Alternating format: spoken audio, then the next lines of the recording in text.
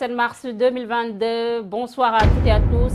Premier numéro de la semaine bu seen émission le rendez-vous d'émission bi nga xam ne moo leen accompagner seen biir site internet préféré du lundi au jeudi di traiter ay thèmes d'actualité yoo xam ne rek lal na wàllum politique, sociologie, sociétale, culture et éducation wala lépp rek loo xam ne soxal na doomu aadama yi di yeewoo Sénégal wala un peu partout ailleurs. Tey nag on est le mois de mars fii nag ku ko wax Sénégal da ngay wax lii nga xam ne mooy l'affaire Ousmane Sonko Adji Sarr nga xam ne mun nañu wax ne 2 mars 2021 2 mars 2022 fu mu toll nii ba tey polémique bi nekk ci par rapport ak sujet bi ci diggante Adji Sarr ak Ousmane Sonko loolu moo tax kii di Amadou Sow il est enseignant chercheur bokk ci cadre yi nekk ci parti bi di Pastef bu Ousmane Sonko bind livre bi nga xam ne moom la tuddee affaire Sweet Beauty un printemps sénégalais désamorcé tey nag pour waxtaane lépp rek loo xam ne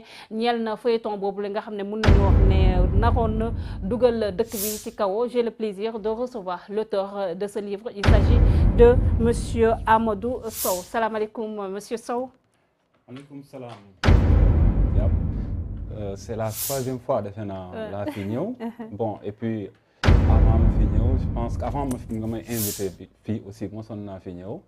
wax la ne aussi cette émission bi dina dem ba nekk émission boo xamante ne émission incontournable. Merci donc beaucoup. tey jii mën nañu ko woowee sax le rendez-vous incontournable de Sénégal 7. di la remercier ci invitation bi. surtout ci jour tey jii. un jour assez important quand même. ci événement bi nga tudd léegi muy les événements dits de février mars. mais également mu tombé aussi ci mois de la femme mais surtout journée de la femme muy 7 mars dinañ ci ñëw lan moo tax 7 mars bi ci Sénégal ñu mën ko tuddee journée de la femme mais également demain aussi c'est la journée de la femme si profiter di rendre hommage aux femmes, à nos braves dames mais di rendre hommage aussi à tous ceux qui ont battu pour la démocratie et les libertés fii ci Sénégal di masawu aussi ñu loru woon ci événement yi di jaare famille yi nga xamante ne ñoom ñoo nekk en deuil aussi jusqu'à maintenant il y a eu 14 morts donc loolu tamit buñ ko fàttee aussi. Affaire Sweet Beauty, un printemps sénégalais désamorcé, un titre assez provocateur, assez révélateur aussi. Un printemps sénégalais désamorcé. Lan moo wundu titre bi un printemps bu ñu xamee ne carrément Sénégal lii di printemps amu fi. Oui, d'ailleurs même maa ngi koy wax ci livre bi. di wax ne printemps amu fi. ñun xamuñu printemps. C'est vrai. Parce que mais bon c'est la période. Déjà c'est la période bon xam nga printemps normalement dafa waroon neex et tout par rapport ak climat bi et temps bi muy mel en tout cas fu mu amee quoi maintenant printemps fu mu jógee aussi si le Maghreb xam nga ne bon Tunisie amoon na benn événement bu fa malheureux bu fa amoon maanaam c'est un jeune bu ñu reyoon noonu. Après ça a déclenché des émeutes dans le pays maintenant émeutes yooyu moom moo dem ba daanal nguur gi nga xamante ne yàggoon na fa nekk nguur gu dëgëroon bon nguur googu daanu après loolu moom moo continuer di law ba dem ba Égypte aussi mën nañ ne sax même Saddam loolu yëpp peut-être contaminé na mbir mi dem ba nu mu tuddati même Libye mën nañ ne yooyu yëpp ay conséquences su li xewoon Tunisie mais dem na ba toucher aussi les pays d'Afrique noire donc ba finalement mën nañ ne ba léegi événement yooyu contamination boobu muy continuer parce qu'il y a eu quand même beaucoup de régimes qui ont été emportés maintenant par rapport ak Sénégal donc ñëpp xam nañ li fi xewoon pratiquement demoon na ba nit ñi commencé di jaaxle ba tiit ba foog ne peut-être nguur gi dina dem ba jaar ci daanu mais avec Sénégal particularité bi mu am parce que am nañ fii tamit benn tradition benn aada bi nga xamante ne bon nit ñi dañuy dialoguer à chaque fois dafay am ñoo xamante ne dañuy jóg wax expliquer dox ñenn ñi dañ koy def ci public ñenn ñi dañ koy def en privé donc y a des traditionalistes am na ay guides religieux aussi donc si loolu moo tax ba ñu dem ba finalement mbir mi dem ba mën nañ ne sedd donc loolu moom moo indi titre bi ñu ne désamorcé voilà. Dans ce combat nous pouvons perdre des plumes mais Macky peut perdre son pouvoir. Tout dépend du peuple sénégalais. Kaddu yi mën nañu wax ne kii di Ousmane Sonko moo ko yëkkati woon ci discours am bi le 2 mars bañ ko tuddee rek ci wàllum viol ci gone gi di Adji Sarr mu nekk ay événements yoo xam ne yow monsieur Sow da nga nekkoon témoin oculaire. Lan moo wundu aussi le fait que nga retracer waat histoire bi. Bon déjà phrase boobu noonu mën nañ ne moom moo résumé lu xewoon yëpp. Parce que déjà moom moo ko annoncé. C'est d'ailleurs même la raison pour laquelle à chaque fois dañuy naan Ousmane Sonko waxoon na ko. Parce que terme expression boobu dafay revenir à chaque fois si partisan Ousmane Sonko yi. Parce que à chaque fois dafay wax benn affaire mu mel ni comme moom da koy gis wala da koy anticiper par exemple lu mu ne nguur Macky Sall mën na jaar fii daanu mais loolu yëpp mu ngi dépendre ci peuple sénégalais parce que effectivement peuple sénégalais demoon nañu ba won ko ne bon lii on n'est pas d'accord parce que dafa bëri woon am quand même ñu nekkoon ci bitti donc am na ci ñoo xamante ne aussi parce que à chaque fois aussi xam nga pouvoir moom contre le peuple mënul nekk quoi parce que le peuple moom moo gën a fort pouvoir même une partie du peuple moom moo gën a fort pouvoir c'est-à-dire on ne va pas dire que c'est tout le peuple et cetera loolu du débat ce qui est un débat c'est que même si c'est une partie du peuple bu ñu déterminé wu ba dem ba ne ñun loolu moom mooy suñu objectif rek ce qui est sûr et certain que pouvoir bi mënu ko contrecarrer maintenant peuple boobu effectivement moom moo dem ba arrêter taxaw décider arrêter parce que dafa am ñoo xamante ne ñëw nañu activer ay leviers di waxtaan pendant que les gens étaient dehors am na ñoo xam doon nañu waxtaan ak président et puis évidemment même Ousmane Sonko si boppam doon nañu waxtaan ak moom c'est sûr et certain maintenant ñooñu tamit si peuple bi lañ bokk donc ñoom ñoo décidé aussi que mbir mi dafa war a arrêter ñu dem ba benn moment effectivement bi ñu libéré Ousmane Sonko mettre sous contrôle judiciaire foofu la affaire yi arrêté donc ça veut dire quoi que ça dépend du peuple donc comme ni mu ko waxee woon maintenant lan moo tax ma bind livre bi bon parce que je me dis que bëri na luy xew fii à chaque fois on a juste l'oralité c'est-à-dire que ñun tradition orale la ñu am maanaam ñun dañuy waxtaan di wax rek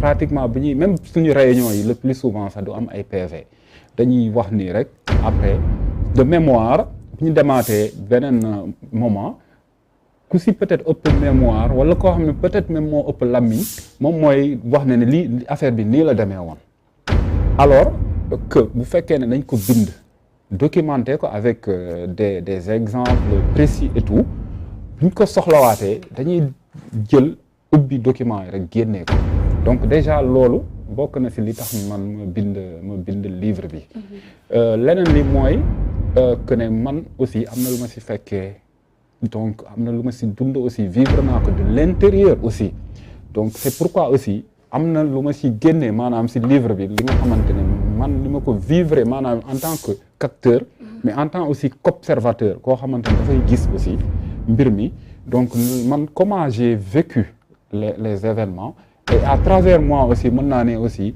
ñeneen ñi aussi noonu la ñu dundee événement bi donc effectivement loolu laa bind ci livre bi ba pare joxe ci aussi des stratégies d'attaque et de défense aussi donc si nu mu tuddati discours à travers des discours parce que ci fin wu texte bi na ay discours pratiquement tous les discours ñu ngi ci biir texte bi. balaa ñuy ñëw ci discours bi ñu ñëw carrément si entrée en scène bi gis nañ carrément Ousmane Sonko gis nañ ba mu ñëw rek première phrase yi nga xam ne yëkkati na ko mais comme nu ko ñenn ñi di waxee di inciter la population si soulèvement mais gis nañ jour boobu en tant qu'observateur yaa ngi expliqué aussi que tu avais du mal à regagner li nga xam ne moo nekk le domicile d'Ousmane Sonko les grenades lacrymogènes ñu ngi noonu barricadées par la police mu am une foule boo xam ne nga leen di décrire comme des garçons mu mel ni comme ce jour-là une affaire privée naroon mettre le pays dans un chaos total. Oui, déjà par rapport à la peut-être première remarque muy maanaam est-ce que Ousmane Sonko dafa woote violence et cetera. Bon, moi je me dis que stratégie de riposte parce que moom il est convaincu qu'il n'est pas coupable, qu'il n'a rien fait, deful dara mais xam na ne aussi que ñun suñu régime yi loolu moo tax même dans son discours dafay wax ne au-delà du Sénégal c'est Afrique yëpp maanaam le opposant yi war a jóg booloo bañ que ñu utiliser la force publique appareil d'État pour écraser ñi nga xamante ne ñooy déranger pouvoir bi soo xoolee ça revient dans son discours parce que aussi vocation panafricaniste la am maintenant su fekkee ne yow xam nga ne dañoo jóg pour écraser la maanaam su fekkee ne amuloo yenn stratégie de défense yenn réaction ferme su fekkee ne amuloo ko rek maanaam dañ lay écraser sur tous les plans maanaam mën nañ la tëj dootoo waxati mais buñ la tëjee aussi dañ lay sonal ci biir et tout alors là mooy que ne loolu la comprendre loolu moo tax mu ne moom il faut mu am benn stratégie de défense bu ferme bi nga xamante ne moom mooy contrecarrer loolu donc pour man noonu lañ koy jàppee. La bataille de la communication. Oui, toutes les batailles parce que communication d'abord c'est quoi parce que moom bu ñu ko convoqué xam nga dañ ko convoqué bu ñu ko convoqué dañoo ne maanaam mu ñëw daar maintenant moom xam na ne su ñëwoon du dellu si këram vous surprendrez aussi les populations aussi maanaam noonu la ñuy préparer aussi pour mën a surprendre population ci communication parce que bu ñu ko dencee il n'aura pas la possibilité lui-même de s'organiser donc il faut que puisque les députés il faut que moom aussi mu préparer wu pour comme ça il pourra effectivement faire face donc là ça a eu l'effet escompté parce que toog na mën a aussi communiquer avec population bi di leen expliquer parce que su fekkoonte ne moom communiquer wul woon expliquer wul woon population ba mu leer deful woon discours yi population yi ñoom dañu comprendre parce que première fois quand on dit que kii dañ ko accusé de viol ce qui est extrêmement grave surtout si côté communauté internationale c'est extrêmement grave léegi bi ñu ne kii dañ ko accusé de viol ñu jékki-jékki heureusement la patronne des lieux bi fii affaire bi xewee Ndeye Khady Ndiaye qui a été un personnage clé dans cette affaire. Exactement kooku dafa génn def discours entretien avec le groupe E-Media. Mais un discours diversement apprécié oui, si c'est le cas parce que gis nañ ne El Malick Sarr sa première sortie aussi.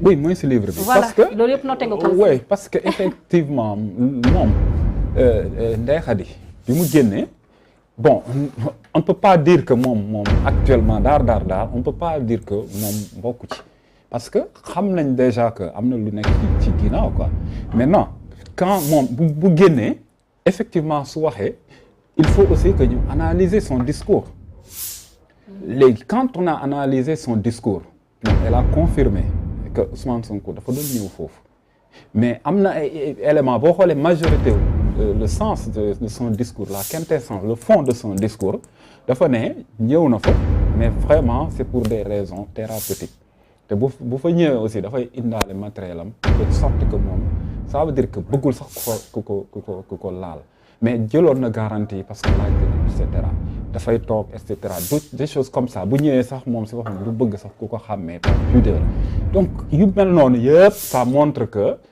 franchement c'est à décharge mais il y a des éléments comme par exemple turam dafa jël turam changé ko 3 fois de suite. oui Fina Absa Diagne Absa comment Diop Diagne bon bref mais loolu moom mooy indi genre soupçon yooyu parce que les gens n'avaient pas suffisamment d'éléments maintenant ça se comprend aussi parce que bon ñoom aussi c'est pas nekkuñu ay nit yoo xam ne ñoo tàmm di communiquer aussi mais en même temps aussi bon souvent ñoom dañuy am ay tur yu bari ay sobriquet ñun ñëpp am nañ ko mais majoritairement ñi nga xamante ne dañuy nekk ci yenn milieu professionnel yooyu noonu am nañ ay milieu ay sobriquet bon Fina des choses comme ça donc ça veut dire que après on a découvert que même effectivement dañ koy woowee Fina voilà donc mais loolu mënuñu woon xam tout de suite que ne moom bokku ci mënuñu ko woon xam donc c'est la raison pour laquelle ñu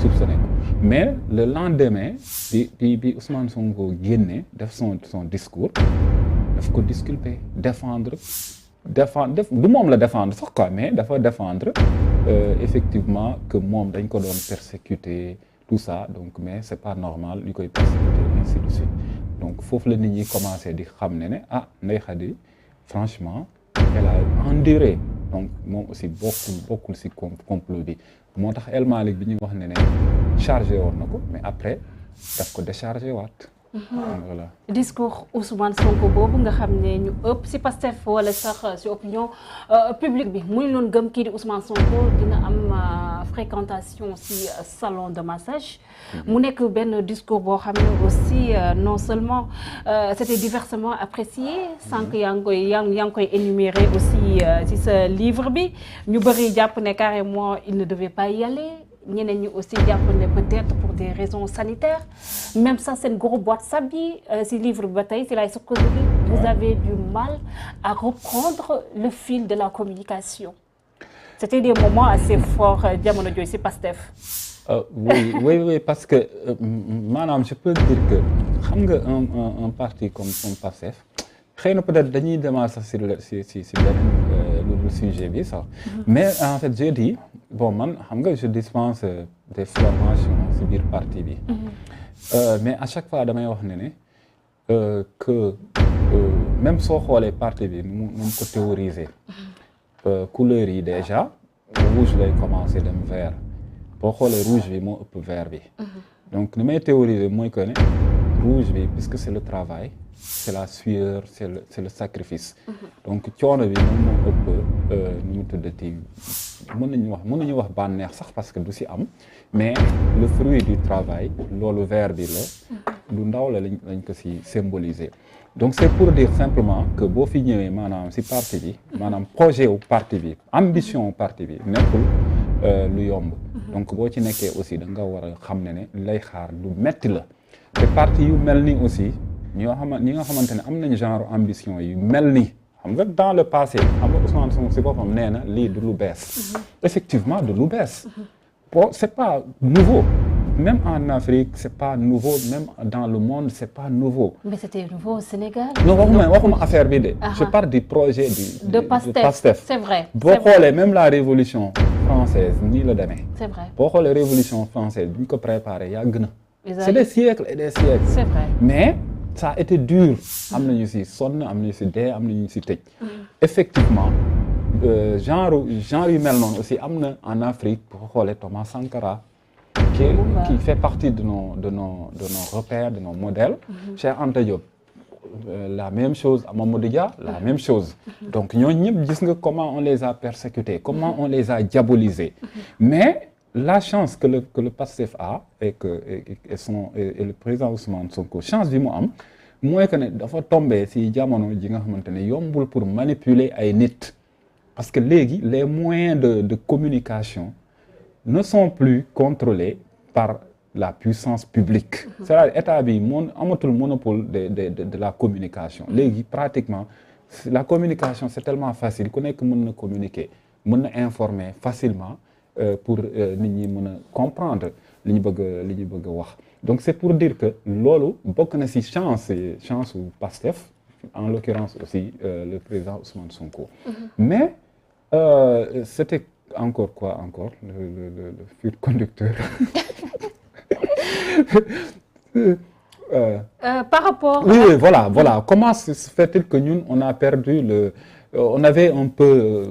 Voilà, parce c'était que un peu difficile. C'était un peu Voilà. difficile Oui, de parce croire que, Ousmane oui, Sonko day ko fréquenter genre parce que non. En fait, c'est la surprise normale parce que événement bi ça nous a pris de court ñun ñëpp. xaaruñu woon événement bi. C'est normal aussi. xaaru leen événement bi wala xaaru leen Ousmane Sonko muy fréquenter ces genres de salon de massage. xam nga lan la ñuy xaaru nga yeewu ñu ne la Ousmane Sonko dañ ko porter plainte jigéen moo ko porter plainte. Déjà boo xoolee du ñun rek Sénégalais yëpp la parce que c'est-à-dire c'est par rapport au pédigré de Ousmane Sonko par rapport à son parcours. xam nga Ousmane Sonko Sénégalais fii la juddoo fii la yaroo fii la màggee fii la jàngee donc nekkul koo xam mën na réer nit ñi. donc lu mu defoon xam nañ ko dégg nga c'est pourquoi on sait que moom mosul def loo xamante ne lu nuroo ak yu mel nii quoi mosu ko def parce que bu ko defoon ni xam nga ñun Sénégalais la Sénégal dëkk bu ndaw la de. xam nga loolu mosul am boo xoolee moom Ousmane Sonko ñi ko gën a xam ñoo ko gën a jege loolu man par exemple bi ma ñëwee si ñoom. man si loolu laa njëkk remarqué comme indice c'est-à-dire ñi ko gën a xam maanaam ñi ko gën a xam ñoom ñoo ko gën a gëm ñoo ko gën a jege donc ça veut dire que il y a quelque chose qu'ils ont vu depuis très longtemps loolu moom moo waral bu ñu nee Ousmane Sonko dañ ko accusé de viol déjà ça rentre très difficilement si bopp nit ñi ñu jékki-jékki ñu ne oui si benn masseuse la si benn salon de massage. ñu jékki-jékki kii def conférence def entretien propriétaire salon bi def entretien ne effectivement ñëwoon na fa. mais bu boobaa les gens évidemment que mënuñu jékki-jékki rek am benn réaction facilement trouver des solutions des palliatifs non. Parce que il faut que ñuy réfléchir di garder le silence un bon moment de silence et cetera maintenant bi ñu demee ba moom mu wax def conférence am def sa déclaration de presse mais si la ñu commencé di xam ne kii franchement lii moo taxoon mu dem foofu parce que effectivement massage thérapeutique loolu da doon faju wax na fan la jaar ba egg foofu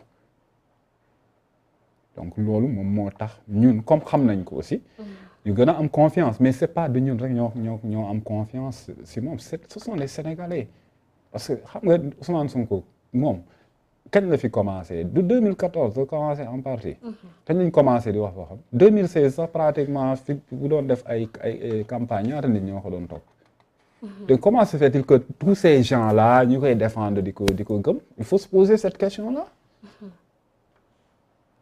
parce que daf ko liggéey daf ko wane c'est tout oui parce que daf ko prouver c'est pas xam nga les gens là kenn moomu leen aussi ah comment se fait-il que moom ñu accusé ko de viol tous ces gens là ñu koy défendre il faut se poser cette question là. Il y en a aussi qui disent que Ousmane Sonko dans cette histoire de viol il s'est victimisé non seulement mais aussi dafa dem si li nga xam ne mooy guerre médiatique bi aussi te mu nekk loo xam ne mun nañu wax ne si 8 discours yi nga xam ne énuméré nga ko sa livre bi mun nañu wax ne si Ousmane Sonko moo ko réalisé donc du coup populisme boobu nit ñi di koy jiñ aussi est-ce que amul benn kii aussi bi ñu ko si mën a coller motif aussi Amadou. mais peuple sénégalais xam nga ma ne dama bëgg expliquer que moom le parti là bi ñuy commencé bi ñuy lancé mouvement des cadres hein on était 1200 cadres bi ñu koy lancé 1200 xam bu ñu nee cadre mooy koo xamante ne jàng na. C'est des gens qui sont dans la diaspora, qui ont fait des études assez poussées, qui maîtrisent la communication, il y a des psychologues, etc. xam nga ñu lay déglu aussi souvent aussi il faut pas nga leen di xeeb aussi am na ñoo xamante ne maanaam li ngay wax ni avant ngay yeggali ñoom comprendre nañ la mais Ousmane Sonko mënul manipuler ñooñu ñëpp ñaata populiste ñoo fi am yaakaar nga ne nit ñi comme ça benn nit comme ça mën na leen manipuler nii ak yooyu noonu. mais comme ça quand Ousmane Sonko on l'attaque du ma ne on l'attaque dañ koo jiñ li nga xam ne mooy viol. dans un cadre privé yaa ngi koy wax ci sa livre bi une certaine masseuse. du nom de Adji Sarr. dëkk dans les îles du Saloum une parfaite inconnue. mun nañu wax ne une très jeune femme boo xam ne voilà mun nañu wax ne ci 2022 bi la soog a am 22 ans. donc à l'époque mun nañu wax ne 18 ans la amoon. Ousmane Sonko amoon 18 ans. Elle est née en 2000. 20 ans la amoon.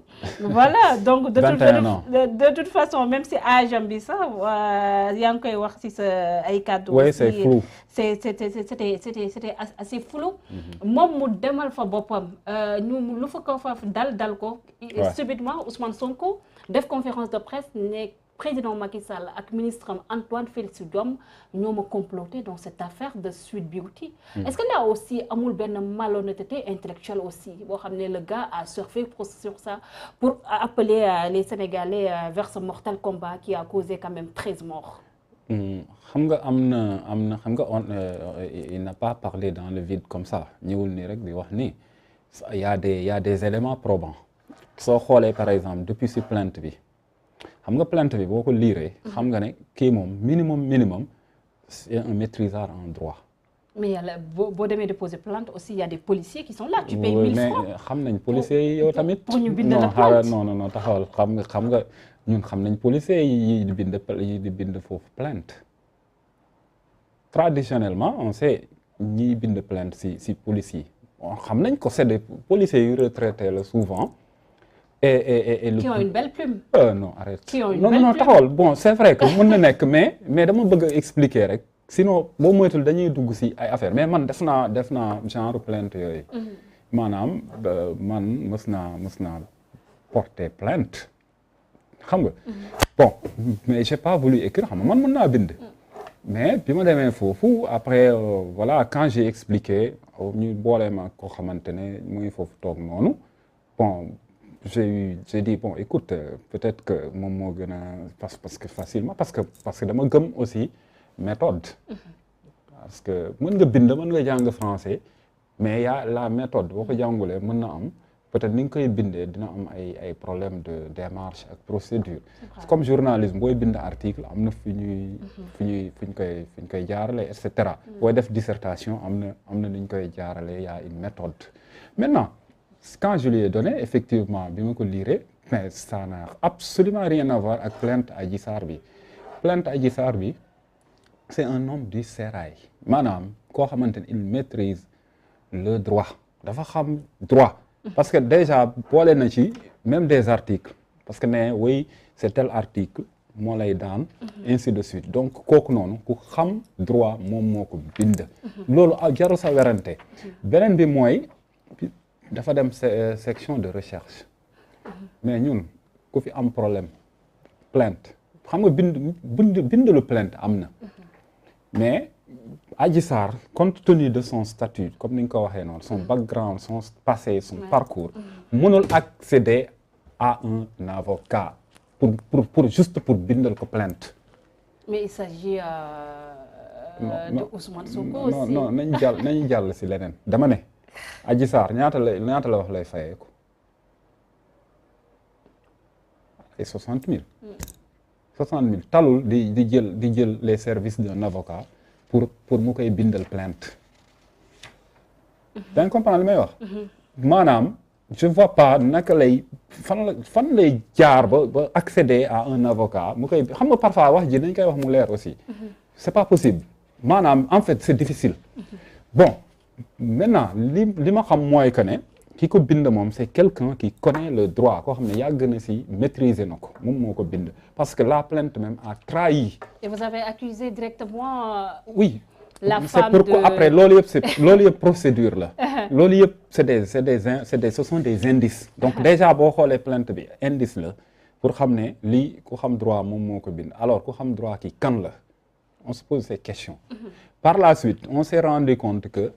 si témoignage propriétaire bi madame Ndeye Khady comment dire ak son mari on a en son épouse, on s'est rendu compte que moom comment dire Adji da doon communiquer avec des éléments de l'extérieur. On s'est rendu compte que ki mu doon communiquer moom si boppam un certain Mbaye, ben on a fait sa filiation, on s'est rendu compte que am na benn parenté ak un homme politique connu. Donc si loolu aussi des échanges entre des avocats aussi wane na sujet boobu noonu débattroon nañ si waxtaanoon nañ si avant parce que ce sont les avocats yi ñoom si boppam ñoom ñoo waxtaan. xam nga loolu déjà ça montre que éléments yi dafa mel ni da doon ñëw rek comme ça di sotteeku rek beneen bi mooy bi ñu demee ba si hôpital bi parce que par réquisition médecin bi xam nga un médecin réquisitionné hôpital Idrissa Pouye mais médecin bi moom moo bind certificat médical am ne comment la femme là gëj na def entretenir des rapports sexuels maanaam ancien rapport la def mais kooku noonu turam mu ngi si rapport mu ngi si kii bi turam signature am un certain Alfousseyni Gaye ñu ne hôpital général hôpital Bële la nekk Idrissa Pouye de Grand Yoff mais kooku yaakaar nga ne ak débat bi et tout ça comme ça moom il va accepter que ñu koy accuser loo xamante ne amul. C'est un médecin quand même. C'est sa crédibilité nit ñi comment on peut brandir un certificat médical ñu ne moom médecin bi muy mel ni comme ñu ne njàpp bi tey nekk Sénégal 7 kooku dañ ñoo ne Alfousseyni Gaye hôpital Idrissa Pouye de Grand Yoff moom moo def moom moo examiné comment dirais-je moo examiné Adji Sarr dégg nga lii la bind ne le médecin Alfousseyni Gaye de l'hôpital général Idrissa Pouye dit je sous-signe agissant sur réquisition numéro 09102 SR du 3/2/2021 aux fins d'examiner la nommée Adji Sarr née le 3 mars 2000 point elle a été reçue dans nos services ce 3/2/2021 à 16h15. L'examen de ce jour ne retrouve pas de lésions vulvaires, déchirure ancienne de l'hymen sur 3h, 7h et 11h. Des prélèvements ont été faits en vue de tests ADN. Au total, ça c'est la conclusion, déchirure ancienne de l'hymen. Ça, ce certificat médical dit clairement que Adji Sarr n'a pas entretenu des relations sexuelles maanaam gisantewul ak góor depuis bu yàgg. Donc moom dafa ne si kii yom nee na yàggul biñ ko violé donc ça veut dire que certificat médical bi dañoo tudd turu médecin bi tudd turu hôpital bi muy liggéey xam nga loolu yow mën a vérifier demal hôpital Idrissa Pouye nga laajte foofu docteur Alfousseyni Gaye xam nga kooku dégg na débat yi yëpp man bu doon man xam naa je connais les médecins je connais les professionnels je connais aussi les chercheurs et tous les universitaires médecins yi ay universitaires la ñu c'est des chercheurs donc ñooñu du ñu accepter ñu leen di tudd nii comme ça si yii te amul quoi bu amul woon dafay génn ne lii amul wala mu bind benn note ne amul. Mais en quoi, dans cette affaire d'accusation de viol, le président de la République Macky Sall et son ministre Antoine Félix Diome qui dit Ousmane Sonko pointe leen directement on doit accusateur en fait parce que déjà tout au début de l'histoire président Macky Sall gis nga il a formellement interdit à ces gens que buñ ci wax yow yaa ngi koy bind énumérer sax sa liste sa livre aussi so mais loolu déjà boo xoolee en termes de communication rek man lu sama yoon newul du ma si wax xam nga ne pas en parler c'est justement de se taire mais à partir du moment où nga bind nga ne bu leen si wax ça veut dire que quelque part yaa ngi anticiper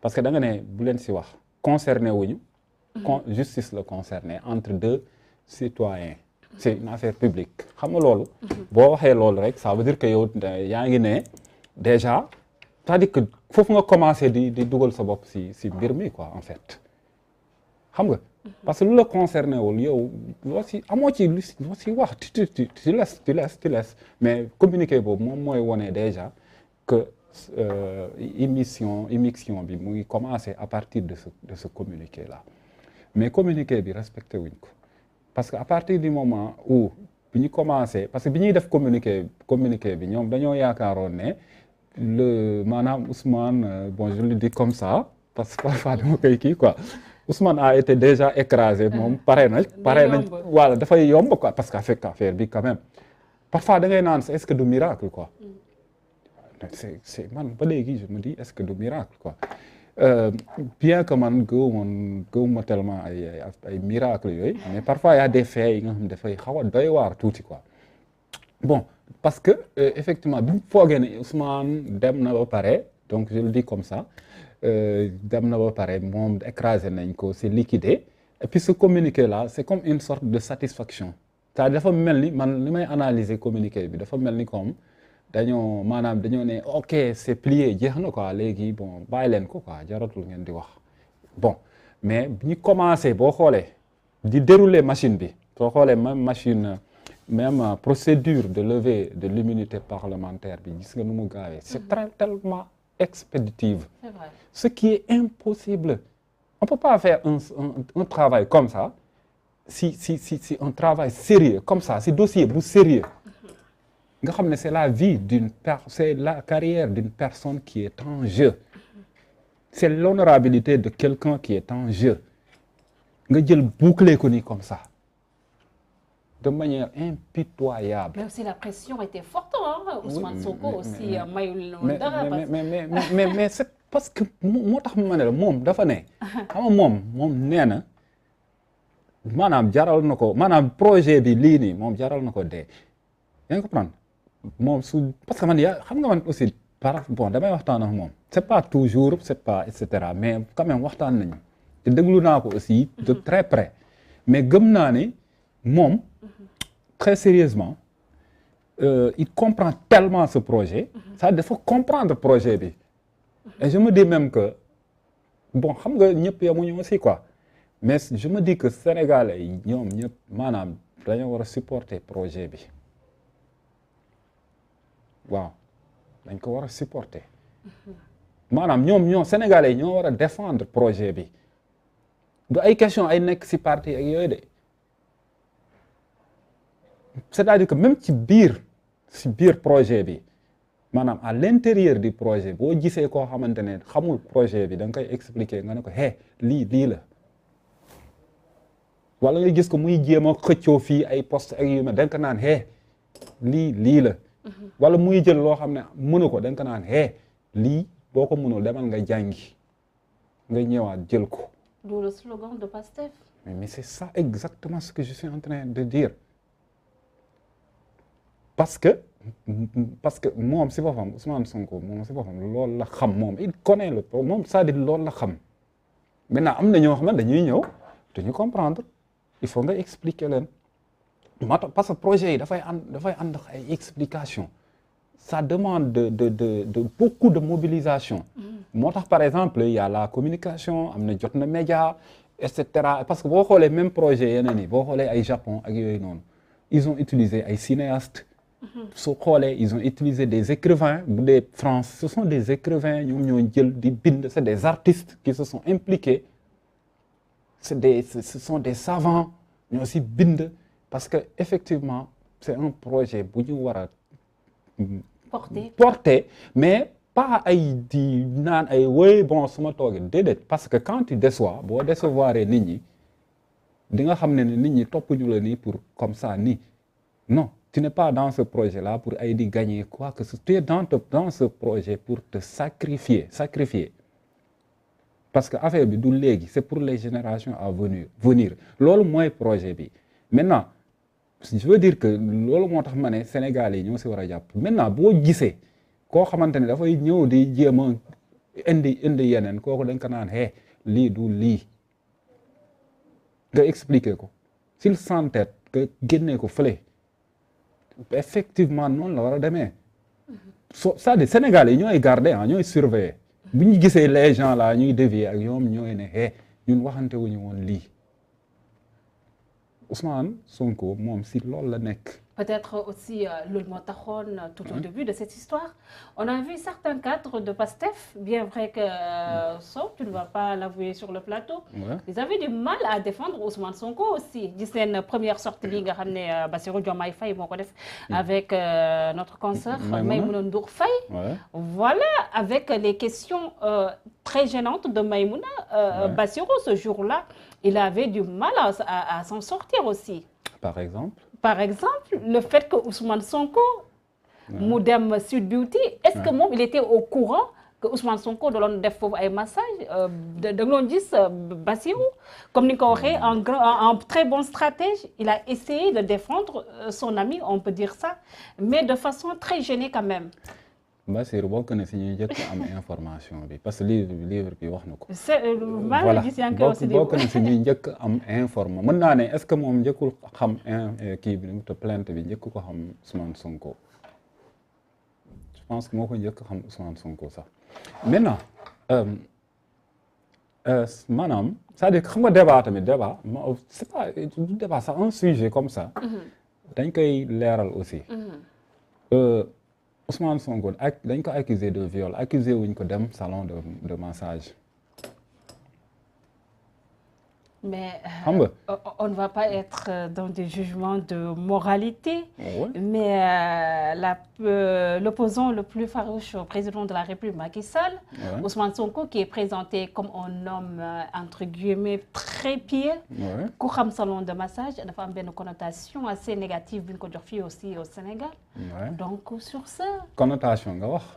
voilà mën na dem xam nga boo nee connotation. man su ma demee salon de massage. oui mais attends taxawal. xam nga boo nee connotation xam nga yow yàgg nga voyager n'est-ce pas. xam naa la maintenant bon xam naa ne yàgg nga voyager je veux dire quoi. mais xam nga par exemple su dee dugg si bar mën nga dugg si bar naan café mën nga dugg si bar juste pour waxtaan mën nga fa dugg pour jël ndox. mais mën nga fa dugg aussi pour sa liggéey maintenant loolu su fekkee ne yow leer na ne yow li ngay def dara amu ci loo ci nëbb tu le fais n'est-ce pas. maintenant leneen li mooy parce que Ousmane Sonko wax na ko nee na man aw ma maanaam je suis pas xaaral rek. est-ce qu'il doit se comporter comme le commun des mortels c'est ça le problème en fait. non il c'est pas non parce que déjà boo nee est-ce qu'il se comporte comme le commun des mortels mën naa la wax tamit moom c'est-à-dire boo comprendre parti bi aussi c'est un parti bu bi nga xamante ne que les gens là. C'est pas des gens ñoo xam ne jouissance moom lañ jiital quoi. maanaam des gens yi nga xam ne dañuy teg seen bopp ci kaw. c'est un peu comme genre xam nga c'est pas la même chose moo tax ñun doctrine aussi dañuy rejeter yenn doctrine yi mais genre style communiste yooyu boo xoolee par exemple parti bi lan moo tax muy attirer la gauche. dafay boo xoolal alliance yi rek dafay attirer la gauche mais en même temps aussi dafay attirer la droite aussi. les valeurs aussi su fekkee da nga étudier parti bi rek.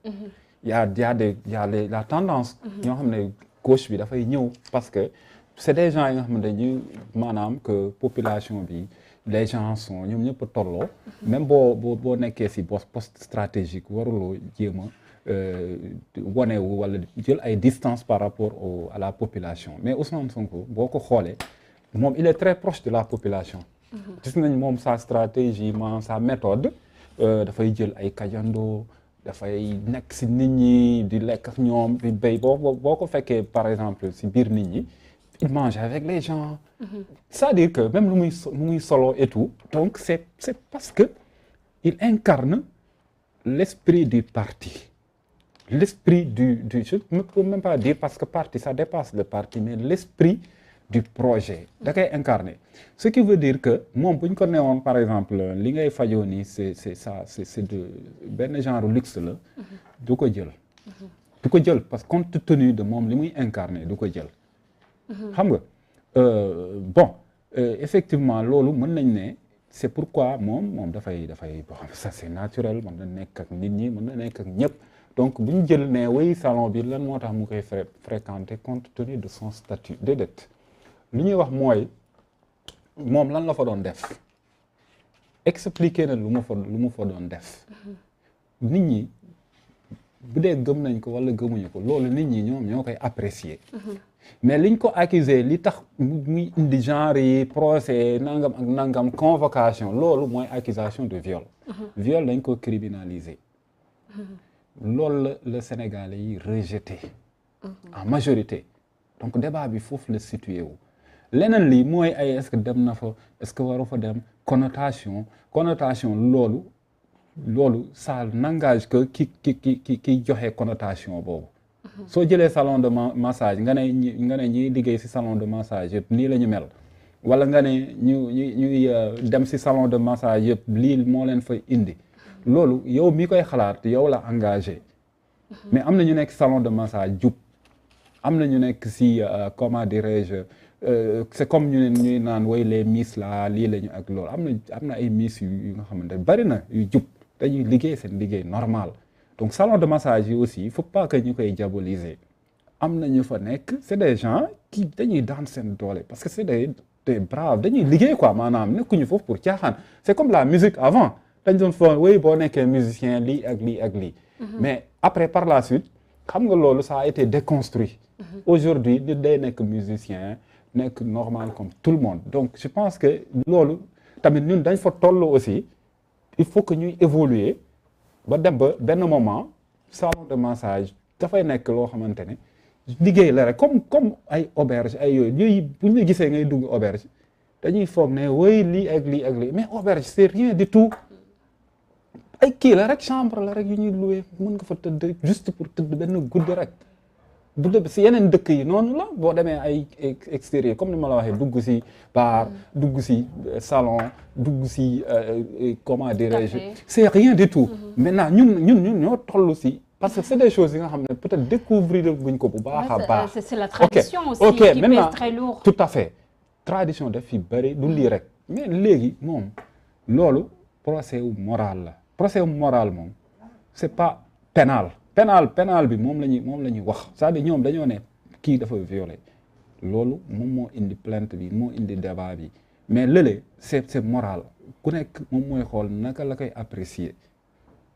voilà. Tout à fait. Ñu avancé page 103 Ousmane Sonko discours 2 mars 3 mars Ousmane Sonko qui décide dem uy ji li nga xam ne mooy le doyen des juges mais finalement ce jour-là leen ko arrêté ndaxte kii di Ousmane Sonko gis nga appel bu ma gis nañ c'était un appel du pied mun nañ ko waxee noonu Sow Ousmane Sonko. Appel du pied adressé à qui? Au peuple sénégalais. Voilà yaa ngi koy wax ci sa kii bi sax le fait que Ousmane Sonko dafa mel ni comme moom moo loon mener finalement li nga xam ne mooy la danse l'État la justice le peuple sénégalais benn nit rek la loon déglu finalement Ousmane Sonko donc mu mel ni comme itinéraire bi nga xam ne tegloon nañ ko Ousmane Sonko aussi avec ses gardes du corps et jeunes yi nga xam ne ñoo doon ko gunge naan ko dañ lay gunge ñib si après xaw ma dellu si waat voilà aussi jeunes yi aussi di loon wax loolu mu mel ni comme Ousmane Sonko moo nekkoon le personnage clé bi du début jusqu'à la fin aussi. Oui, moom il a compris que à attaque faut pas être sur la défensive. Il faut refuser d'être sur la défensive. Loolu il l'a compris ci communication. Et puis am na capacité de réaction bu gaaw aussi. Loolu aussi ça fait partie de ses forces quoi. Maanaam capacité de réaction daf ci gaaw moom. Loolu man dama ko remarqué soo xoolee tout le temps. Capacité de réaction ou bien capacité de victimisation aussi. En fait je veux dire man xam nga victimisation aussi boo ko kiiwee rek ça devient un maanaam genre commentaire wala interprétation mais quand on parle des faits bu fekkee ne les faits boo xoolee kañ la communiquer date yaa ngi fii affaire bi mu ngi déclenché wu de 3 février des choses comme ça 4 février ñu xam plainte bi journal Écho publié ko 5 février Ndeye Khady génn 6 février moom mu def première déclaration le lendemain pour expliquer nit ñi lan demoon na fa lan moo taxoon mu dem fa 8 février lañ ko convoqué sûreté urbaine nu mu tuddati section de recherche 8 février encore le gouvernement bi def communication ne gars yi bàyyi leen ko ak gars yi n'est-ce pas 15 février assemblée dugg en scène assemblée nationale convoqué commission ad hoc commission ad hoc gis nga nu mu demee y a ay vices de procédure yi ñu reconnaître et cetera ñi nga xamante ne sexalu leen suukar sexalu leen lem ñoom ñoo ko jàppale pourtant ñooñu ànduñu ak moom sax si élection yi passé notamment ay ñoom Mamadou Lamine Diallo député Mamadou Lamine Diallo ñoom Cheikh Bara Dolly Mbacké mais xam nga kooku àndul ak ñun sax si kii bi si élection yi passé nii mais ñooñu ñoo ko jàppale pourtant xam nga beneen bi 14 février ñu def ay arrestation arrêté Abbas Fall xam nañu parce que les choses se passaient à Dakar Abbas moom mooy coordonnateur Dakar xam nga loolu yëpp ay stratégie la ak Fatima Mbengue Birame ñu lancé benn fausse information comme quoi que ne Birame Souleye dafa réer maanaam dafa daw quoi c'était le mot utilisé il a pris la fuite oui mais ça c'est une fausse information parce que loolu saraxe jabar ji oui voilà ça c'est prêcher le faux pour avoir le vrai c'est une stratégie pour mën ko génnee moom de sa cachette. waaw écoute dafa décidé woon du génn quoi léegi. non il s'était caché non xam nga stratégie la maanaam ñoom dañoo wax loolu pour parce que certainement moom certainement dañ ko interpeller mu refuser xam nga ñun tamit bon journaliste man xamante naa journaliste yi aussi. yaa ngi comprendre. donc bën nañ ko woo ne pour mu am sa version et cetera jotuñu ko. après ñu lancé information boobu léegi après quand mu génnee. xam nga bind naa foofu. génnee def benn post Facebook affaire yooyu noonu. et cetera après mu arrêté ko. boo xoolee 25 février. moom laa tuddee moom la ba génnee déclaration veille assemblée. veille plénière. yaa ngi. nu mu tuddati 25. veille plénière xam nga c'est pas par hasard. dafa xaar ba xam ne suba assemblée suba dina génne mu ne leen assemblée lii lay wax lii lay def lii lay et cetera bu defee lii moo tax et cetera expliquer Sénégal yi ba mu leer. li mu waxoon noonu la effectivement affaire bi noonu la demee dañu lever son immunité parlementaire très facilement. 2 mars. arrêté 2 mars.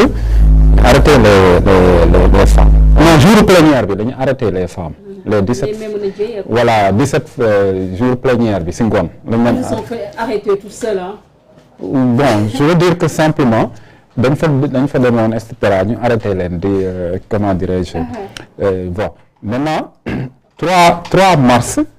le veille 2 mars mu defaat beneen discours pour wax nit ñi ko ne man dinaa dem wuyu ji parce que voilà waxtaan na samay avocat des médiateurs et cetera damay dem wuyu ji 3 mars mooy li ngay wax ni mu génn pour dem wuyu ji aussi observateur yi aussi gis benn certaine versatilité si waxam parce que moom dafa xoon carrément du wuyu ji après voilà mënul nekk versatilité parce que tamit nit comme ni ma la expliqué dafay am kilifa et cetera te en même temps aussi il a beaucoup travaillé avec ses avocats aussi moom aussi am na il connaît le droit aussi loolu tam ben oui loolu may na ko chance aussi parce que xam na droit aussi donc xam na administration également alors maintenant il a très bien écouté même les conseils de ses avocats il a beaucoup travaillé aussi avec ses avocats il a beaucoup écouté beaucoup consulté parce que wax na ko moom il écoute très bien même d'ailleurs bon après il prend ses décisions maintenant ci loolu le conclure que ne dafa war a wuyu ji pourquoi parce que xëy na bu demul wuyu ji peut-être mën na am sax li xew peut-être 14 morts yi dina ëpp 14 morts parce que bu boobaa ñoom est-ce que c'est 14 mois aussi bu Ousmane Sonko amutoon aussi discours bi ak tamit problème par rapport ak convocation yeeg itinéraire yooyu est-ce que il y aurait aussi 14 mois aussi est-ce que le fait que l'État du Sénégal via le ministre bu yor wàllum c'est intérieur ñuy accuser kii nga xam ne mooy Ousmane Sonko directement la mort de ces 14 jeunes benn instant ils n'ont pas raison aussi c'est lui qui avait fait appel à ce mortel combat aussi. non c'est-à-dire que bi muy wax mortal combat waxul nit ñi génn leen dafa ne pour défendre le projet. Ah, mais attends. Dafa ne pour défendre le projet. Quand Ousmane Sonko dit que carrément, dans cette histoire, le président de la République, Macky Sall, mën nañ ci bàyyi ay plumes seen ay plumes les gens de Pastef. Mais le président Macky Sall mën na ci perdre pouvoir am. Mais c'est seul le peuple moom mooy décider. Donc ça veut dire entre guillemets les jeunes. Soulevez-vous aussi ñun ñëpp xam nañ carrément on est tous des communicants. xam nga li ma lay expliquer mooy jeunes yi yan jeunes lañu du ay étudiants ay travailleurs man université enseignant chercheur laa de jour boobu je suis allé là-bas. mais xam nga ni doo dem xeexi quand même. non xam nga tamit man xam nga aussi ku nekk je pense que. Parce que là, ces jeunes, yaa ngi décrire ces livres comme on était ci guerre civile, des enfants même. Oui, mais les jeunes bu dee par exemple si jeunes yooyu ngay wax noonu ay étudiants ak yooyu noonu. xam nga ñooñu tamit ñooñu duñu n'importe qui aussi man am na benn je pense que c'était un truc bu ñu defoon à Thiès. J'ai rencontré là-bas une maman xam nga ci jeune boobu tudde Thiam la Mohamed Thiam. biñ koy jàpp da doon wax ne de toutes les façons man biñ ma jàppee tamit taxul ma bàyyi et cetera am na koo xamante ni dafa blessé wu biñ koy transporter da doon galvaniser nit ñi Mohamed bi ma gisee yaayam par hasard si salle bi rek on avait une conférence noonu. si salle bi ma toog ak yaayam nii par hasard hein ñuy waxtaan nii rek comme ça ndeke ne yaayu Mohamed la mu ne ma man sama doom ji moom moo tax may ñëw di leen soutenir Mohamed ensuite la nekk affaire yooyu noonu mooy ensuite mu ne ma waa yow cité nga nekk ak tout mais Mohamed comme muy ensuite daal vraiment bëgg na comme ça nga kiiwal ma ko daal mel ni ku maanaam genre surveiller yu mel noonu quoi conseiller ko ak yooyu quoi xam nga après ma koy expliquer ma ne ko yow sa doom ji fu mu nekk c'est pas évident que nit egg foofu ah c'est-à-dire que du jàngu caaxaan yooyu moom moo lay yóbbu ensuite ma ne ko Mohamed am na déjà dafa def ay preuve am ma ne ko il faut que tu sois fier de lui ma ne ko man biñ may wax Mohamed man xalaatuma woon ne sax ku nekk ensuite la xalaatuma ko woon c'est pour te dire que genre jeunes yooyu noonu ñoom ñoo fa nekk profil yooyu ñoom ñoo fa nekk ñoom ñoo nekk ci parti bi donc c'est pas ay nii rek comme ça déedéet c'est des gens qui ont maanaam dañoo bëgg changement. Qui ont l'esprit assez éclairé. Oui dañoo bëgg changement am espoir ñu tegal leen benn discours bu leen convaincre discours bi jaral leen benn engagement bi maintenant pour lan moo tax ñu koy def c'est parce que dañ ko gëm moo tax je reviens si li ma waxoon léegi c'est-à-dire que du ay nit yoo xamante ne amuñu xel c'est des gens qui croient dañ ko gëm dañoo gëm ne lii mën na leen apporter changement donc ils attendent ce changement-là soo xoolee même si débat yi bu si panel yi il faut nga amuser wu di lire souvent sunu textes yi ñuy publier si jot na débat yi mais c'est des débats yoo xam ne topp ñu nit dañuy taxaw ne lii yow nga nekk responsable que tu sois Birame Souleye que tu sois El Malick wala que tu sois Aldiouma que tu sois Diomaye même Ousmane Sonko dafay def jël ay décisions xale yi ñoom ñoo koy critiquer si forum sunu mais évidemment que oui donc c'est pour dire que loolu yëpp ce sont des informations qui montrent que ñi nekk ci parti bi du ay nit yoo xamante ne amuñu maanaam que ma bëgguñu dara que dañ leen manipuler que lavage de cerveau te kenn lavewul seen cerveau c'est en âme et conscience la ñu engagé wu. mais il faut aussi noter Sow que tamit cette affaire Ousmane Sonko Adji Sarr Sweet Beauty dafa nekkoon si benn contexte boo xam ne le climat social était assez tendu Covid-19 baa ngi fii ñu bëri dañoo ñàkkoon seen emploi ñu nekkoon si benn régression économique bu doy waar donc cette affaire Ousmane Sonko Adji Sarr comme l'a si bien dit le président de la République ak ministre bi nga xam ne moo yor wàllu intérieur Antoine Félix Diome jeunes yi nga xam ne dañoo génnoon peut-être aussi cette soif de liberté wala sax si précarité bi nga xam ne moo leen ne si la ñu nekkoon moo tax benn instant ils ont suivi aveuglément le discours de Ousmane Sonko aussi est-ce que mënuñu cee am aussi lecture boobu parce que déjà si ce livre yi bu ñu xoolee carrément les jeunes ba ñu demee di saccager fan la ñu dem ay Auchan la ñu dem te yaa ngi gis ne ñu ngi doon pavaner avec des laits mel ni comme on était dans un état boo xam ne une pauvreté extrême aussi. Est-ce que loolu aussi joué wul si faveur ki nga xam ne mooy Ousmane Sonko au-delà de ce projet aussi. oui xam nga élément déclencheur dafay am. xam nga bi may joxe exemple Tunisie laa joxe exemple. Tunisie benn tablier la bu ñu jëloon rajaxee table am ba finalement s'est suicidé xaru. foofu la xaru boobu moom moo indi que les gens se sont mobilisés après ils ont demandé la démission de l'État. xam nga kon. Il y a toujours un élément déclencheur. Évidemment que oui. C'est-à-dire que les gens dañu même sàcc sax parfois dafay toog xaar occasion su amee ful nii moom aussi il en profite. donc élément déclencheur dafay am loolu moo tax État qui doit garantir la sécurité normalement ñoom war nañ am ay services de renseignement yu doy yi nga xamante ne war nañ ne lii de bu déclenché wu ñu anticiper lii fii la jëm. parce que effectivement loolu nga wax noonu. Bon, oui, nous sommes dans un contexte défavorable, voilà.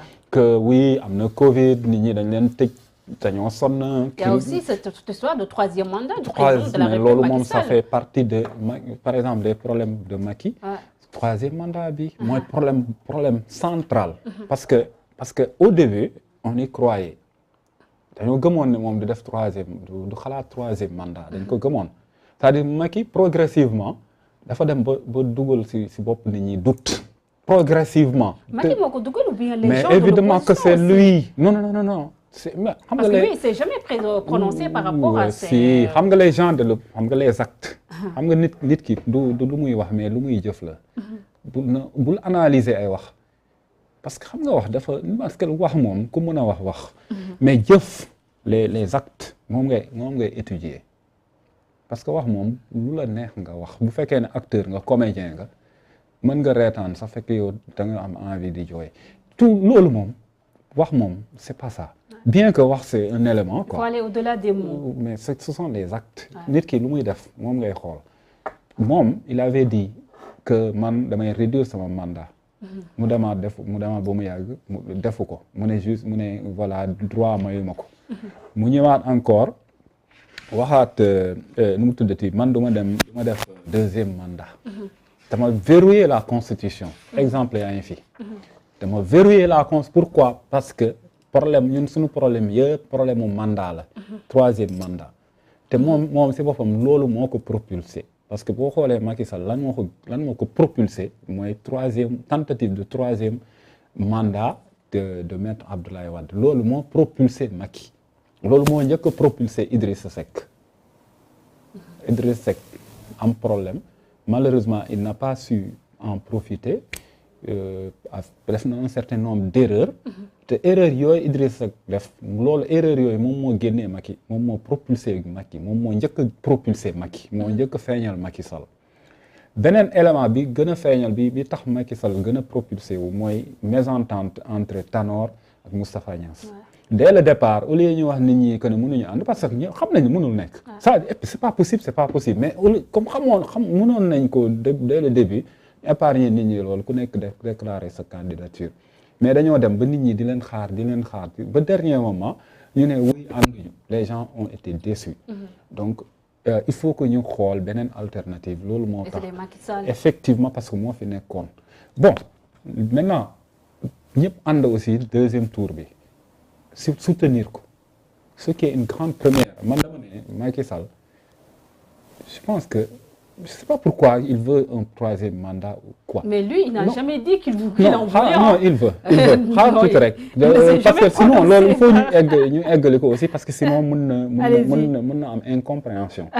Je veux dire simplement que c'est le président le mieux soutenu du pays man mosuma gis koo xamante ne soutenir nañ ko nii quoi il a autant de soutien. Par exemple soutien Idriss Seck bi c'est extraordinaire. Comment on pouvait imaginer que tey jii Idriss Seck dina gën a nekk son allié. ay ñu mel ni ay Talla Sylla. Parce que c'est un génie politique. dafa mën a politique. il a réussi non, là en fait ce que je veux dire simplement li ma bëgg a wax mooy que ne c'est un fait c'est le président le mieux soutenu. Maintenant li ci des mooy bi muy wax ne man bëgguma maanaam du ma troisième mandat parce que dama verrouiller constitution bi moom moo ko wax ko ci kanamu ay kilifa diine. mën nañ génnee éléments yi. bon mu jékki-jékki ba benn moment mu commencé di naan bon avant muy kii sax il a posé des actes moo tax may wax les actes. soo nee Macky Sall mën na am troisième mandat dama koy soutenir ci troisième mandat bi. mu dàkk la. donc soo nee da nga koy soutenir. mu gën la kii ni gisuñu en tout cas ku ne parce que dañoo ne troisième mandat bi en principe débat boobu du débat kenn du ci wax. donc ça veut dire quoi ça veut dire que boo ci waxee positivement maanaam pour lui mu nekk troisième candidature logiquement dañ la war a génn parce que da nga violer li ñu wax. soo waxee non tamit warul an candidature aussi dañ la war a punir parce que da nga violer li ñu wax ñoom maanaam si seen parti laay wax de. léegi pourquoi ku ne Macky warul am troisième candidature nga tombé en disgrâce. jox ma benn exemple rek koo xamante ne nee na Macky amul droit à une troisième candidature. continuer di occuper son poste. amul je donne un exemple maître Moussa Diop. bi mu nee Macky amul droit troisième candidature foofu la wàccee. tout à fait voilà mais loolu rek ce sont des faits. ce sont des faits ñu avancé jeexal un tout petit peu parce que am na yeneen sujet d'actualité yoo xam ne wax nañ ci wax les discours des représentants de l'État Antoine Félix Diome moo njëkk a génn gis nga discours am bu mu wax sànq yaa kii nga ko sa livre bi le discours du président du conseil économique social environnemental boobu ñu ngi koy fàttaliku c'était Idrissa Seck discours boo xam ne on avait comme l'impression day gën a enfoncer ki nga xam ne mooy Ousmane Sonko discours bi nga xam ne nit yi moom ne gën a retenir moo nekk le discours de ABC. mu mel ni comme c'était le discours bi nga xam ne tant attendu par la jeunesse sénégalaise. ouais parce que ABC a trouvé les mots. boo xoolee et puis c'est un médiateur aussi. vraiment xam na lan mooy médiateur. son discours a été un discours de médiateur. bon il a été franc aussi. maanaam il a été sincère. et puis il a été diplomate. et il a trouvé les mots qu'il faut. Il a touché les sentiments les émotions. parce que nit ñi dañoo soxla woon ay émotions. et il a apaisé aussi parce que dalal na xel yi parce que moment boobu Sénégalais ñoom ñëpp dañoo soxla woon. dal parce que amul woon kenn koo xamante ni lii intérêt maanaam am nga intérêt pour mu continuer. Tu parlais même de guerre civile. mais oui parce que y avait des indices. parce que j'ai fait le tour quoi. parce que dama jógee école normale FASTEF je voulais aller à la section de recherche parce que j'ai appelé ñi fa nekkoon. ma woo leen ñoom sax ñu ne ma oui bon fi ñu nekk nii. nga xamuñu sa fan lañ nekk exactement. tellement que c'était compliqué. maa ngi koy décrire ça. Je voulais sortir j'ai été bloqué. c'est le pont bi nekk après OMVS là j'ai été bloqué là-bas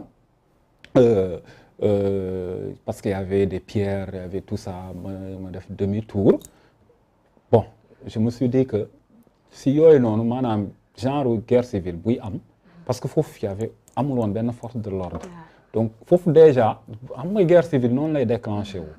bon léegi bi ma defee demi-tour moo continuer jël VDN bi li ma doon gis mooy ay véhicules yu ñu calciné c'était le calme plat maanaam. tu parlais d'enfants soldats aussi. way doo dégg dara presque man rek maa nekkoon ci circulation bi bon j'étais su fekkoonte ne am na ay éléments déclencheurs yu leer rek maanaam élément déclencheur mooy lan mooy que ne ñu ne telle partie de la population moom mooy jàppante ak telle autre partie de la population rek loolu mooy déclencher guerre civile mais heureusement que Sénégal loolu dafa jafee fii parce que question ay ethnie parce que Afrique souvent bu ñuy problème mu Afrique guerre civile ak yooyu noonu souvent lan moo koy indi c'est des prétextes quoi maanaam politique moom moo koy alimenter mais le plus souvent dañuy jël agiter fibre ethnique wala ñu agiter fibre religieuse diine. mais fibre ethnique boobu noonu. je veux couper la parole monsieur Sow. kii di ministre bu yor wàllum justice bi maître Moussa Sall. mun nañu wax ne xawoon na ko titiller foofule au niveau de Fouta. ba ku mel ni yow génn nga def benn réponse en français Rougui Sow aussi def benn réponse en wolof. ak tamit une autre personne boo xam ne maa ngi koy fàtte turam aussi. en pël en autre en joola. en joola. Yankoba Diémé Yankoba en Joola bon loolu effectivement boo xoolee régime Macky bi mu ñëwee fii ba léegi affaire boobu xaw nañ ko débat boobu agité nañ ko avec kiiw net da ko bandum ak yooyu noonu quoi mais man nekkul loo xamante ne man daf may surprendre quoi parce que simplement man xam naa ne ñun suñu société yi egguñu benn niveau bu tax ñu écarter question ethnique egguñu foofu quoi maanaam fii bon parti boo fi def y a de fortes chances que su fekkee ne par exemple da ngay jógee si peut-être si périphérie parce que boo xoolee souvent xam nga ñun suñu état yi dañ ko centraliser maanaam c'est le centre le pouvoir tourne autour du centre du pays quoi maanaam périphérie yi ñoom dañu éloigné wu voilà ok donc soo xoolee sax ñi nekk ci périphérie bi ñoom état wu voisin yi la ñu gën a amal affinité ñoom la ñu gën a bokk boo xoolee par exemple nord population yi fa nekk ak Mauritaniens yi benn lañu soo xoolee dans le sud nga jël lu mel ni comme ville de Ziguinchor parfois am na fooy nekk da ngay foog ne yaa ngi Guinée-Bissau même à l'université Assane Seck de Ziguinchor soo fa nekkee tu sens un peu ça soo demee dans le sud là dans le sud-est yaagul demoon na à Kédougou tu penses que tu es en Guinée da ngay foog ne Guinée nga nekk même Kolda dans une certaine mesure donc loolu. ça c'est dangereux aussi. Sow bu ñu xoolee aussi. cette histoire de djihadisme aussi. non fi mu bëgg a jëm. parce que djihadisme bi kii wax na ko. sax maître ABC wax na ko. loolu mooy suñu frontières yi maanaam mënuñu ko contrôler parce que on a surtout frontières terrestres yi. frontière aérienne maritime mën nañ ko mais terrestre bi mënuñu ko parce qu'il y a tellement d'affinité boo xoolee léegi nii xam nga au Mali dañoo fermer frontières yi mais nit ñaa ngi dem di ñëw waaw yàggul noonu ça fait même pas 5 jours gis naa koo xamante ne Mali lay jógee. même les camions ñu ngi dem oui bien sûr parce que mënuñu ko loolu moom c'est un autre débat c'est pas possible. bon loolu li ma bëggoon wax mooy. que ne si par rapport ak débat ethnique bi dama bëgg ne. c'est un débat bi nga xam mënul ñàkk. dafay am. dinañ dem ba toll fi nga xamante ne su les ethnies là bu maanaam su demee ba disparaître parce que les ethnies vont disparaître forcément quoi c'est le métissage moom mooy indi disparition ethnie yi. mais bu ethnie yi bu demee tamit dafay amaat yeneen communauté. foo xoolee par exemple lu mel ni Europe. je prends l'exemple France bi nga xam moom laa gën a xam histoire am ak yooyu amoon na ay noble bourgeois et cetera am ay même sax ay ñoo xamante ne métier la parce que ethnie yi souvent ci biir am na ay caste métier am na ñoo xam même seen tur yi da ngay xam ne kii métier bi la ay cordonnier ay boulanger ak yu mel noonu mais bu ñu demee ba def seen révolution ñu effacé loolu bi ñu ko effacé yeneen kii moom moo génnaat yeneen forme de communautarisme même bu ñu defee seen élection suñ paree élection yi rek da ngay gis ngoon ñu génnee carte bi déchu configuré ne kii ñii ñoo ko votel par exemple kii nii c'est dans le sud. Kii c'est vote un peu tendance religieuse bi ñoo ko votel kii ay jigéen ñoo ko conservateur donc dañ koy xam maanaam loolu nekkul problème maanaam li ñu bëgg a def problème li nekkul problème maanaam dire que oui am na ñoo xamante ne dañuy voté ndax ethnie moo tax ñuy voté ñooñu nañ leen bàyyi ñu voté ndax ethnie moo tax ñu voté y a pas de problème xam nga lan mooy problème bi mooy nga leen di stigmatiser. C'est vrai. Maintenant li si des wala ngay utiliser discours boobu di wax nit ñi yow votel ki parce que ethnie bi la bul votel que parce que ethnie loolu c'est dangereux. Ok maintenant chacun a le droit de xool nu mu c'est-à-dire que lan moo tax muy voter mën naa votel kii parce que dafa rafet mën naa ko votel parce que ñoo bokk métier mën naa ko votel parce que ñoo bokk âge mën naa ko votel parce que li muy wax ça me convainc mën naa ko voter parce que lire naa programme mais mën naa ko voter aussi parce que muy sant même sant bi mu ñoo bokk sant. Tout y à a fait. pas de problème. Tout à fait. Maintenant yow soo bëggee ñu voter la da ngay dem nga jéem leen convaincre. bu fekkee da nga leen bëgg a expliquer que ne lii warul tax nga voter nit xaalis warul tax nga voter nit mbokk warul tax nga voter nit da nga ko koy expliquer. Maintenant discours yooyu noonu ngay gis noonu ce sont des discours yi ñu tenir di exacerber affaire yooyu noonu ñun loolu la ñuy condamné maanaam si sunu conférence de presse pour expliquer aussi que Sénégal dafa nekk dëkk bi nga xamante ne maanaam yi ñuy woowee ay ethnie yooyu sax en réalité du ay ethnie parce que quelqu'un bi nga xam day réclamer wu d'une ethnie authentiquement loolu dafay maanaam moom moo xamul buy naan il est de telle ethnie muy foog ne moom am na authenticité boobu moom moo xamul man mii ngay gis nii j'ai des nièces yi nga xamante ne c'est des lébu ak yu mel noonu voilà malheureusement ñun may wax ne dañoo am direct léegi fii émission bi bëggoon naa ñu wax ci par rapport ak actualité mais tëj rek par rapport ak Junior même 5 minutes ñu wax ci li nga xam ne au-delà de l'histoire Adji Sarr Ousmane Sonko nga xam ne def na 13 mois gis nañ aussi quelques dérapages yi nga xam ne fan yi par rapport à cette histoire de religion ak yooyu noonu ba benn imam sax am dérapage da ci wàllum xeex homosexualité léegi après ñu tëj parce que am na direct bu ñu war a def ju léegi nii. Bon par rapport ak le discours d'imam je pense que c'est imam Sall ngay wax mais kooku boo xoolee discours bi boo koy analyser ci ñaari niveau le fond ak forme la le fond li mu wax